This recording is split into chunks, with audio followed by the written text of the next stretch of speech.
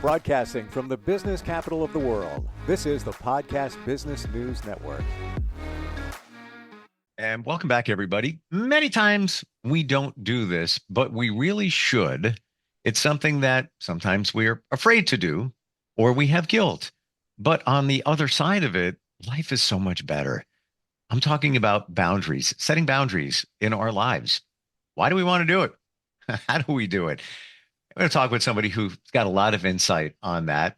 She is amazing in terms of psychology and the sessions that she offers people to realize these things, move their lives forward. She's also got some wonderful books.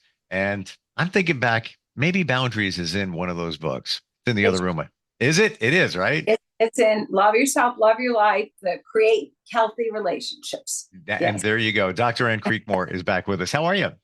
Good, Steve. How are you? Terrific. Terrific. So how do you define boundaries?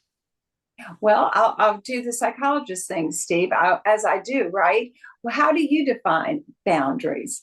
Why do I ask any questions? Because you answer them with a question. Well, because you're just so good. Steve. Yeah, well, you're good at what you're doing as a psychologist. So boundaries are things you put in place to protect yourself and your values.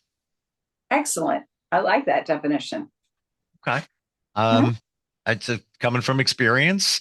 And a boundary is something that you put in place so that others can't infringe on whatever it is you're protecting, whether it's your personal space, situation, your mental capacity, all of that. Your feelings. All right. I'm going to ask you a question. You can't answer it with a question. Give an example of a boundary. Well, I guess a boundary that comes to my mind is someone who's, maybe if you're with someone that you feel is being insensitive to you, or maybe like verbally aggressive or mentally aggressive or emotionally that you feel hurt by. And you don't feel it's treating you respectfully. I remember let me clarify that. I was going to say the last time I put up a boundary, but it was it was a moment that I needed the boundary. But I believe we're continually, if you're in the mindset of doing it, we continually put up boundaries. Maybe it's little ones, and then there's the core boundaries. My core is, and this is, I took some time in between meetings late in the day over the spring, and I'm just sitting somewhere outside, loving the peace. I'm in my car. I'm having dinner. I had a meeting coming up, so it's just the breeze coming in. This just feels good. Perfect. And then the phone rings, and I knew who it was, and I knew what to expect. Love them, but they have stuff always going on, as we all do. But they call me to dump, and I picked up the phone. They would have had to do, but it was that moment that I said, I'm not doing that anymore. That's going to be a boundary when I'm setting time for myself, unless it's an emergency and it's clear that it is. I'm just not going to give my attention to something else. I'm giving my attention to me. So I feel I put a boundary up there on that day, and I'll never forget it. Great. So did you pick up the phone, or and say anything that, you were busy or did you just decide you're just not going to pick it up right at that time because you were busy? You were doing your self-care and I picked up the phone, and this gets us to the next point, out of guilt, because I felt they needed me at that time. Again, I knew what to expect. That guilt, because I want to include a little something on that. Yes. So say you had your two questions about guilt that you can answer, whether it's good guilt or bad guilt. It's a way of assessing whether this is something you should do, or it's just bad guilt you need to release. The two questions are, you could have asked yourself, is that, am I breaking a promise? Like if you don't pick up the phone when somebody calls you, are you breaking a promise? Good point. Yeah. Wasn't breaking a promise. It was just a standard phone call. Yeah, a phone call. So you're not breaking a promise. The other thing is, are you going against your value system, doing something unethical or criminal? if you don't pick up the phone then? No. No. Okay. So then it's bad guilt. It's like good guilt gets pricks your conscience. You Ah, do something like break your word or promise or do something criminal, or you think of steal something. You don't do those. But if there's nothing you're breaking your word about, promise, or you're not doing anything unethical. In fact, in a way, then it's bad guilt, and you just say, hey, I'm releasing it, and so wow. yeah, yeah. So that's a way like you can kind of review whenever you're faced with something like, and then you start feel guilty. And if it's not bad guilt, you just have to say, go, I'm releasing that. Wow. Okay. So I never even thought of good guilt and bad guilt. And I Uh-huh. guess it would be, yeah, bad guilt because it just, I felt that they're calling, they want to vent, they need me for something. That phone call is like the last one weeks before, the one before that. And again, nothing bad. It's just at that moment, Right. that's the time I carved for myself. And I went against that by answering that phone. I could have let it go. I could have texted them. It was just like, let me get this over with. Well, all right. So now, 25 minutes later, I've already eaten into my time to eat and have peace before I had to go to another meeting. Um, but yeah, thank you for breaking the guilt thing down. Yeah, because it's really, in a way, when you ask, does this go against my value system? It does, in a way, because it's your value system for your own self care. You're kind of, so you have to set the limit, the boundary against your own guilt, your inappropriate guilt. Hmm. Why are what are some of the other reasons why we don't set boundaries when we should or when we know that we should? Well, I mean, I can think of some that be like, like you mentioned, it's like you kind of afraid, about it. Maybe you put inappropriate guilt on yourself, shouldn't on yourself, as they say, and or that you feel like maybe this would affect your relationship. Like if you don't do what they want, you're kind of codependent. You don't overfunction for this person in a sense, then something bad will happen to them, or something bad will happen to you, or something bad, will happen to the relationship. Fear, I think, are some reasons that we don't set the boundary. We're afraid. Mm, Mm-hmm. wow. Um, there's so many reasons why we're not doing it, but I think deep down inside we know we should be doing it, but Mm-hmm. we're afraid to confront that. Right. Um, and it comes in all different shapes and sizes when it comes to boundaries. You could set them anywhere, right? Exactly. Exactly. And you don't, like you said, you don't even really have to, set a boundary directly with the person. It's more like your own boundaries. It's like, oh, I'm having a safe space for me to be at inner peace. And then so you just do what fits for that. You don't pick up the phone, you don't get up and do something different. You do what you've decided you're going to do for your care.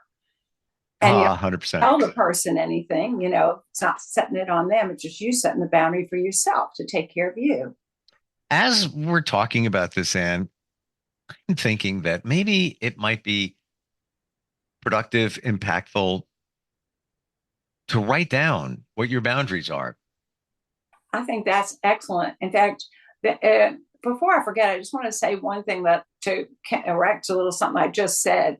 I just had a client who didn't talk to her grandmother, who was kind of her parent guardian, in a different place for about 4 days. She decided she was taking time for herself, which is great, a boundary.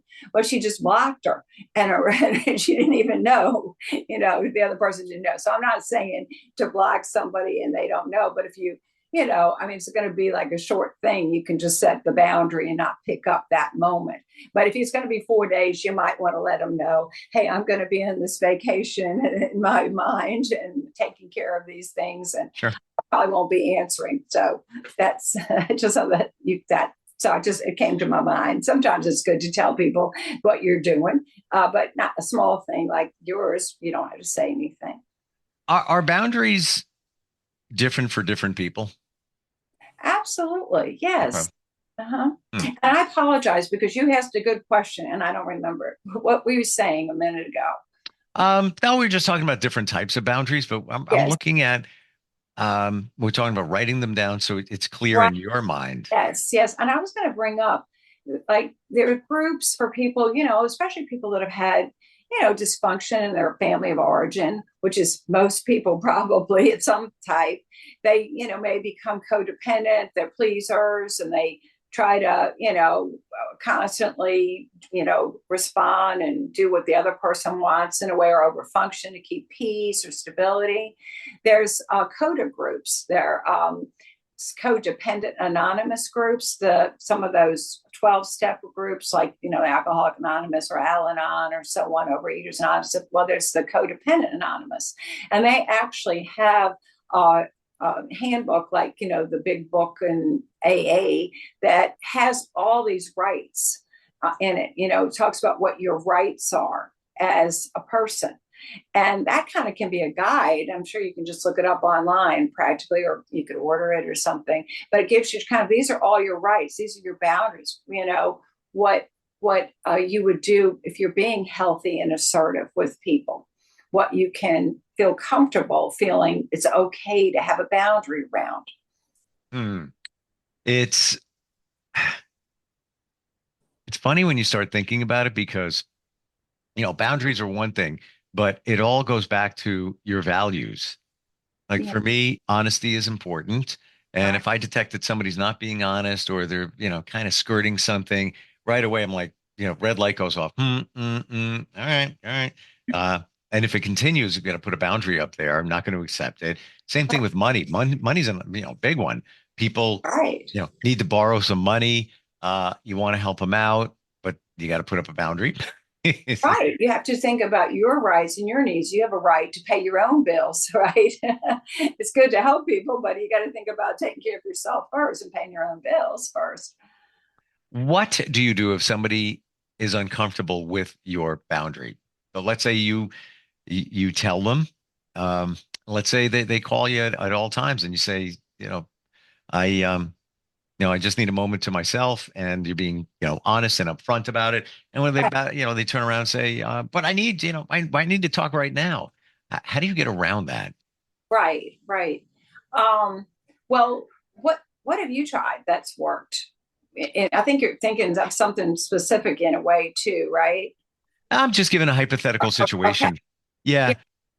Well, I was thinking about something to precede that a little bit before Sure. I that. One thing is that, we all have triggers, different things that have happened to us. And then when something happens in our life, it kind of resembles that. It can trigger this past pain. And so like John Gray said that he's a big couples therapist, the one who wrote Men Are From Mars, Women Are from Venus, that people are often 90% reacting to something that's not even there. They're reacting to some past pain they're reminded of. And so the first step, I think, is to go within and see if you aren't being triggered. Just say, like, what am I feeling? What emotions? Am I feeling abandoned? Am I feeling sad? Abandoned is a thought, but sad or lost or whatever. And then when you go ask yourself, then when have I felt this way before? This reminds me, say, of Dad. And it's like, did this person really do something to abandon me right this minute? I mean, if they say, for example, putting it on the other side of your example, say that person is feeling abandoned by you. If you say that you're in the middle of something and you'll call them back, are you abandoning that person? No, but it may feel that way because if their father never talked to them or whatever, if that's the wound, for example, Sure. then they're going to feel that. And so you don't have to take responsibility for somebody else's wounds and just cater to them. But so the idea is, so for you as well, when you're feeling sensitive to something, to ask yourself, wait a minute, is this something that is my boundary being infringed on, or am I just getting, into my past, bringing my past into my present and feeling that this same thing's happening? It's not even happening. Because it could be just your sensitivity, your wound got touched versus it actually being something you have to set a limit about. And I think it's also the way you deliver your boundary. Like, for example, exactly. I'm not going to answer my phone after 10 p.m. I've said, Yeah, right. It's my time, going to go to bed. But if you deliver it to somebody else and say, yeah, you can't call me at 10 p.m. Now, excuse me, it's more of if you're trying to control that person, as opposed to saying, this is the way it is for everybody. I don't answer my phone after 10 p.m., just the way it is. Right. So I think it's the way you deliver it, how you tell the other person. Exactly. And you can also say, like, look, I mean, if you truly have an emergency, I want to know. I mean, call back 2 or 3 times in a row. I'll hear your name called out. I'll get that it's an emergency. Sure. But that, it's just like I go to bed, I have to have a certain amount of downtime before I won't sleep, and I got to sleep to function. So I don't take them after 10 because that's when I'm doing my downtime to fall asleep. And sometimes if you explain your feelings and needs, the other person will be more likely to say, I'm torn. I would love to talk with you. And I certainly want to be available if there's an emergency. So you can call back a few times. I'll know, oh, that's a signal. I got to call you back. But otherwise, it's me taking care of me and being able to sleep at night. Sometimes if you're real authentic and you share about yourself and your feelings and your needs, if the person is a caring person and cares about you, they'll get it. And they can share theirs as well. They might say, hey, this is 10 o'clock. It's the only time of night I have to call anybody. I'm busy, all the time. It's like, well, let's win-win. How can we figure this out? Let's get together on Saturdays when we're not working and sleeping, It just, being authentic and trying to find some win-win that works for people as well. For sure. Yeah. And if that person doesn't respect your boundaries, it's something to think about. You might want to reevaluate your relationship with them. Right. Exactly. Mm-hmm. So this is in your book, Love Yourself, Love Your Life, right? Correct. It would be under the Create Healthy Relationships. And kind of figuring out if people are repeatedly, disrespectful to you. Is it your triggers? Sharing, can you win-win or not? And if not, then you personally set the boundary. You don't have to pick up the phone at 10, even, if you didn't tell them, you can tell them another time. It's for sure. It's you having your list. I love it. And I think the codependence list of rights, codependence anonymous list of rights is something that would be great for people to have. Just look it up and you'll have your list already done for you. I truly think the starting point is writing it down so it's clear in front of you. Exactly. Because many times we bend, and you shouldn't, unless there's a reason and you're okay with it. Sure. It's always flexibility. Yeah. How do we find you, Anne? If somebody wants to have a session, learn more, even find out about the books? Yes. The easiest way is probably go online to Psychology Today. Has all the different psychologists, and you can just put my name in, Anne with an E, Creekmore, spelled like it sounds, Creekmore, M-O-R-E. And I have my link right under my name, and you just click it. It'll go to my website with all my phone numbers and emails and so on. Beautiful. Yeah. And I've said it before, the book, and you have a few, but that one in particular, Love Yourself, Love Your Life, it's really like your handbook for life. I make it that way, right? Just to have everything in it, from different schools of thought and different types of therapies in a little checklist form, so people can just use it for themselves for daily life. User friendly. Thank you so much for being here today. Thank you. Appreciate it. And we'll catch up soon. We'll be right back. Are you looking for even more of the podcasts and hosts that you love? The Podcast Business News Network is proud to announce that you now have even more ways to listen live. Check out the MyTuner Radio, online radio box, and Simple Radio apps on iOS and Android, or find us online. Search for Business News Network on mytuner-radio.com, or search Podcast Business News Network on streama.com and onlineradiobox.com/US. Take your podcast on the go and don't miss a minute of the action.